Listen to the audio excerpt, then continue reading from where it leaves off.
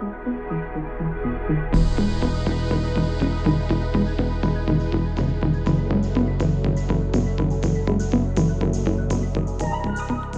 to everyone. I mean, yeah, let's start here. It feels like the whole day's just started in a way. Certainly where we're calling in from. It's a bit different for people around the world. But thanks for jumping in. And there may be some others that join us in the next few minutes, and that's great too. So just a quick introduction. I'm on the left here. My name's James Sommerville. I'm the founder of KnownUnknown, which is a platform for the creative community. Prior to that, I was the design lead at Coca-Cola, and prior to that, I was an agency founder. I'm going to, with my kind of co-host here, Bill, we're going to walk through and share with some of this project that we worked on over the last 6 months. I'd like Bill to introduce himself as well. Yeah, sure. Thanks, James. So my name is Bill. I lead partner marketing community for Monotype, which is a type foundry with a rich history, but we have a library of thousands of typographic designs that are used by designers and brands and people all over the world every day.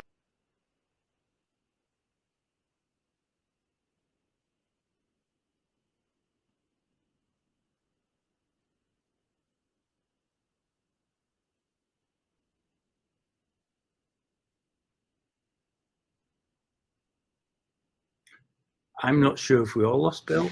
I certainly did. So hopefully the audio is going to cooperate. And if you can hear me, I think we thought this was a great. Can you hear me again? Oh, you're back in, Bill, but you dropped out. Certainly for me, I can't speak for everybody else. No, it looked like I did it. It prompted me to share it again. But anyway, just to put a button on that, James and I met over the pandemic, and found a number of ways to work together. But one of the things I'm most passionate about is really elevating the value of creative work, specifically in my role, that of typography and the role that typography plays in culture and commerce. So that's sort of what led us to collaborate on this project. And in terms of collaboration, we do want to make this an interactive session. We've got some slides that we want to walk you through, but down here towards the sort of lower part of the Miro board, you'll see an empty grid. You'll also see all this kind of work around the grid.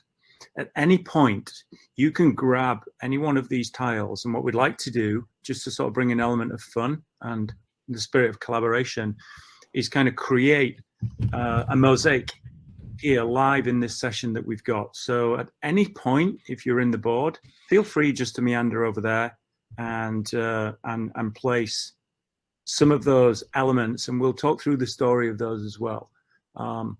Bill had referenced that Monotype, have tens of thousands of typefaces, and so when we started to chat about this project, very few of them become almost they have stories. And we were just in the previous session around kind of the science of storytelling. And I think Helvetica has its own story as well. If we look, probably, if you go out today, you'll see some reference to that font. It could be old, it could be distressed, it could be somewhat, weathered, and artists still like to use it. Designers like to use it. We see it out there in places that we visit, whether they're large, kind of we're on the move, or whether it's just a post box number. So the beauty of a font like this is it almost becomes invisible, and invisible to the point that we know it's there, and it's kind of always been ever present, certainly in our lives. But it's kind of it doesn't stand out. It directs us, it informs us. There's a certain element of craft, and I think with this rebirth of Helvetica, the variable version, which is where the weights change, provides designers with much more kind of scope from which how to use this kind of iconic font. So just a little introduction from Bill, myself, and Helvetica. And then we'd love to share with you this idea of a year ago. Wow, we were all buzzing around NFTs, right? Seemed to be the exciting conversation. Maybe not so today, but we do think that what we started to create was less about the NFT. It was more about the spirit of collaboration. It's more about bringing people together and with that, rallying around something that we would think would be a great part of a brief. So, and Bill, you are the in theory the owners of Helvetica, and maybe a little top line from your perspective as well.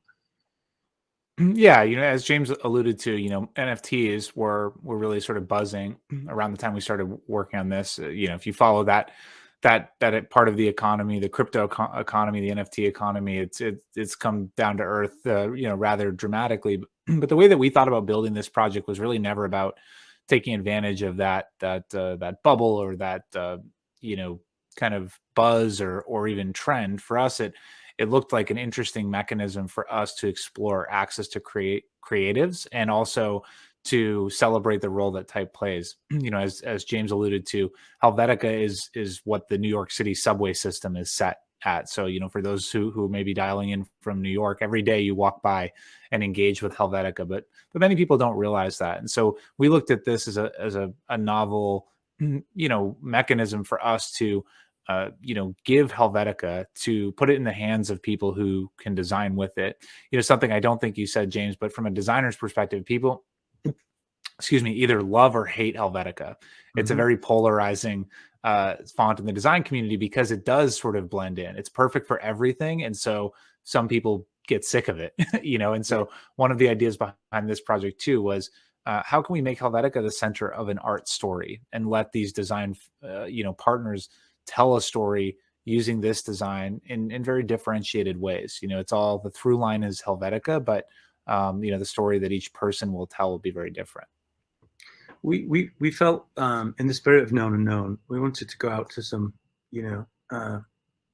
masters of their craft, and everybody's a master of their craft, whether they're known or unknown. But the idea of being able to connect with someone like Margaret Lance, in fact, it was Paula that said to me, I hate NFTs and I hate Helvetica, but that's the reason I should probably do this project. So this kind of like emotional feeling towards either a typeface or the medium at the time, and then combining that, and these are very small, obviously they're just kind of almost screen grabs from people's Instagrams, but this looking for that real sort of spread and that kind of creative diversity across different, typographers who like to work with fonts, but also illustrators, we have sneaker artists, photographers, people who work in 3D motion and static. So it wasn't just a sort of a one group of people that understand and love type. So inviting those guys, and I'll share some of their work. We also wanted to, we're all marketeers in some fashion, so we gave it a little identity just to sort of almost, create a wrapper around that as well. And we were aiming all our sort of arrows towards an NFT show in NYC earlier this year, in June actually. So the launch for us was all going to be around that and create a little bit of excitement.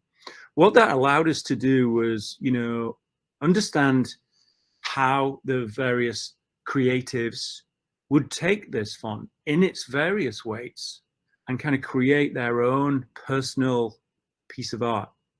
From these kind of collages of letters and kind of numbers and so on from Andre, to maybe more de-stressed, slightly more earthy, have a real sort of tactile feel here from Ben. And if I kind of zoom in, I'll see how this performs. You'll see even some of the detail of that as well.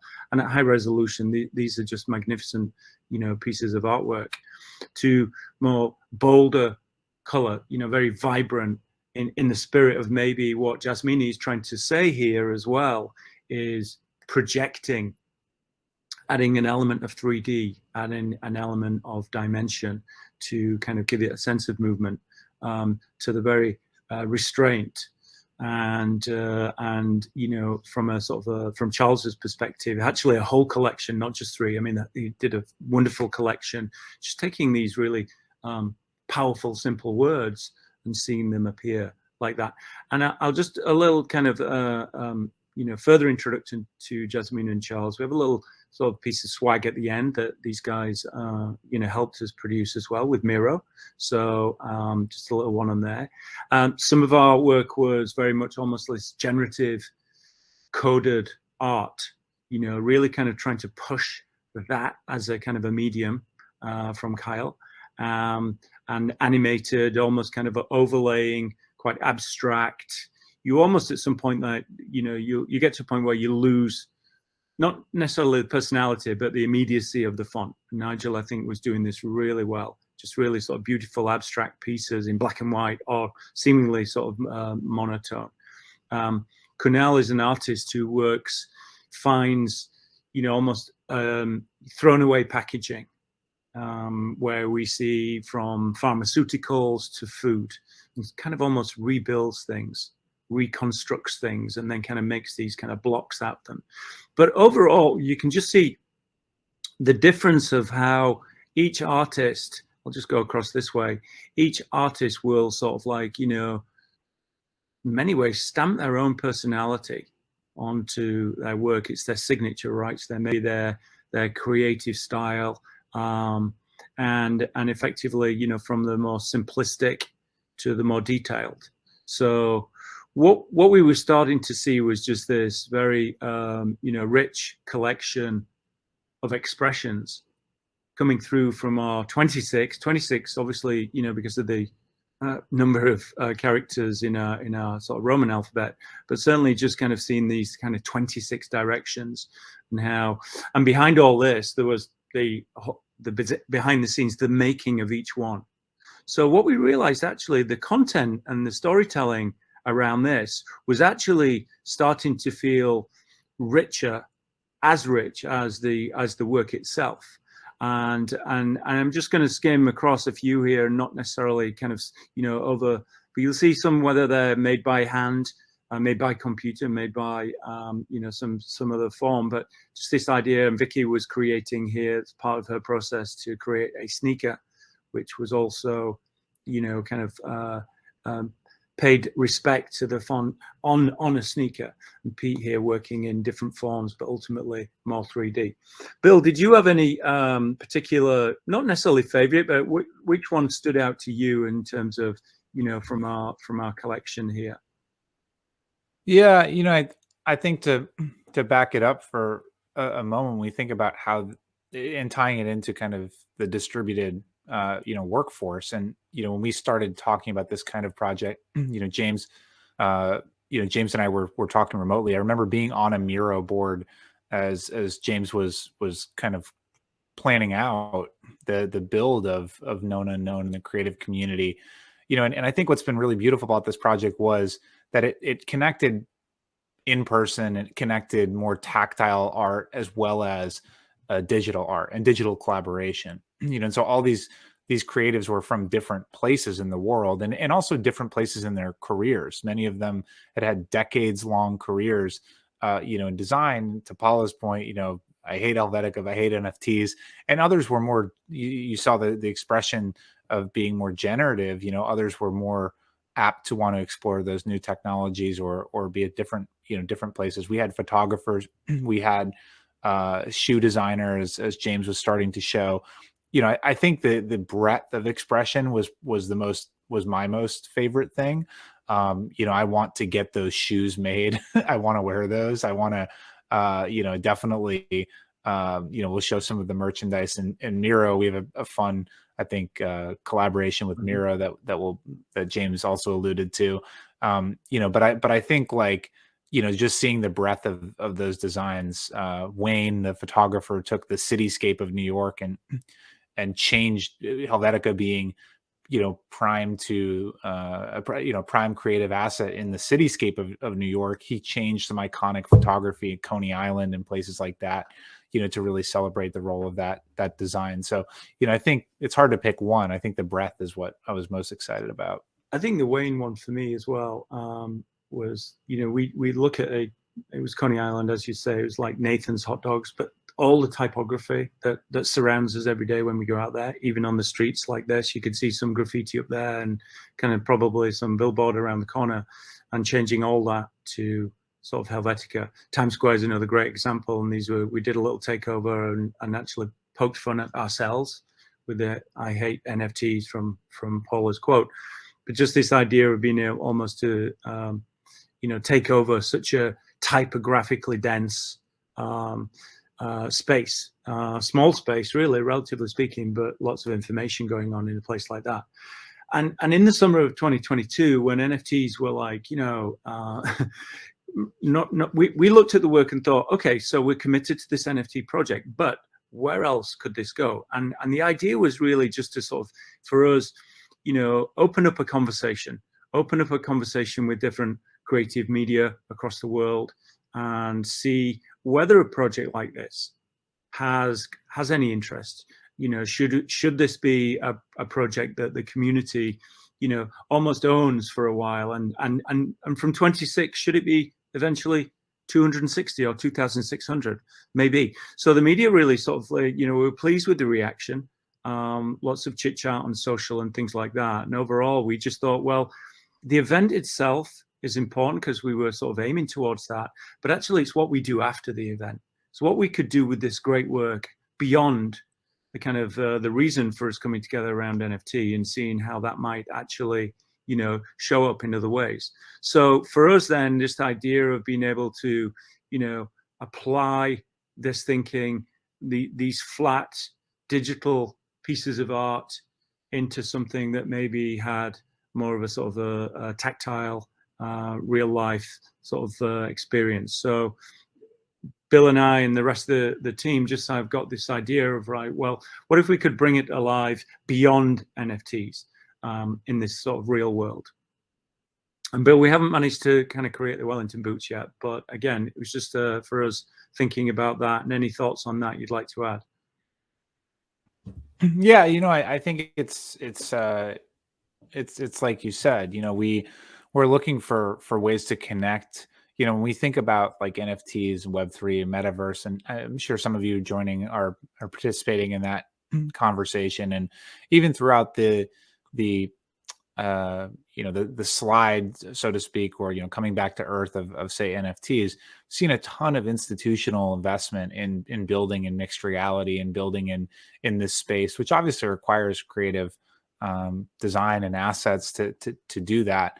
But to me, as somebody who's really passionate about this space, I never saw it as a place where you would just move to the metaverse and live there, and that's where people would engage. To me, the idea of NFTs, what was so exciting about them is that they could be creator controlled, and they could be, I talk about, I wrote a book on creativity in 2019, and I interviewed somebody, James DeHulio from a company called Tongle, and he talked about how at that time, there were creatives were moving into the traditional model, and some were doing well with it. But eventually what would happen is that creatives would break the model and do things themselves and do things in a different way. And I think throughout COVID, Miro is even an example of this, where these are new models of work, but ultimately they can inspire outcomes that happen in differentiated and varied ways. And so for us, certainly at Monotype, for us, it's not about selling NFTs. It's about creating pathways to these wonderful people like James, like Paula Scher, like Kunal and other creators here, and finding new opportunities to co-develop. And the fact that we're even here and kind of debuting this small Miro collection for you that are attending today, I think is really cool. And building this as a unique kind of piece of this today's experience, this mosaic that James is showing that you're all participating in now and building. Those types of opportunities to connect, are really the ones that get us at Monotype excited, to see where the kind of future can take us there. I mean, this little exercise, we just thought we'd introduce it as a little bit of a way to engage and, a bit of fun, but it also shows the endless possibilities, and we'll create this kind of, kind of patchwork mosaic of, and we have 10 minutes left, or less than 10 minutes. So, for those in the board, let's try and fill every square. It's 10 by 10. And we'd love to be able to sort of finish the session with a bit of a sprint like this. I can see people moving around now, so thanks for that. and actually just kind of see where it leads us. We could do this 100 times and it would never be the same, right? With different people. And that's the beauty of Miro. It's the beauty of us being able to do that. Wow, someone's turned up the speed button. And at the end of that session, at the end of, in our case, 30 minutes, we have a piece of art. We have a piece of art that is based on other people's art, and their art is based on the art of typography and the art of Helvetica. So this idea of it sort of reinventing itself, I think, is a is a fantastic way to see this, rather than as kind of getting stuck on one piece. And as I watch this being built now, in many ways, it's the definition of collaboration, because the people behind the work, the font, and now exactly what we're doing here, just to fill these last few squares. We threw a few extra in there just in case, but kind of creates this individual piece. So with that, and thank you for everybody jumping in there. You can see a few spare jigsaw pieces, but that's okay. Feel free to swap one out as well. It's we've got a few minutes left, but that's the sort of playful nature. Where does it go next? Well, we've looked at various things. We've done a couple of webinars. We've interviewed some of our designers. We've had people join us from different parts of the world to kind of share their perspective, and for us, that's then when a project becomes really successful. Not about our sales on NFTs. It's more about how we can actually extend it beyond that. So we're really excited. If anybody listening feels like this could be something that you'd like to even talk about further, then will, of course, Bill and I be completely open to that. So we tried a few experiments down here of different ways. This is an interesting image, not too dissimilar to the collage, but this is when we had 3 or 4 of our speakers just building that sort of tight collage around using Connell's technique. But we have Ben, Lance, and we have Charles in there as well, but designed by Connell. So this little crossover is really interesting. I'm going to hold on this one for a second. We baked this earlier this morning. Probably not too dissimilar to the one that we've all just created. It won't be the same, of course. That's impossible, almost. But if you'd like to save this just as a participation, leave that there for a second. You could scan that QR code. It'll push you across to our site. And if you input your digital wallet, we have 200 that will save for sessions, but this is one that we'd like to at least offer everybody who's joined us today the chance to be able to sort of take something away, which for us was fun producing this. Let me go back up, actually. James, while you do that too, and maybe a question for Lauren, I think I see on the moderation, Gina, it looks like, I don't know if Gina, if you had a question or you were raising your hand in some way, but I don't want to miss that in case.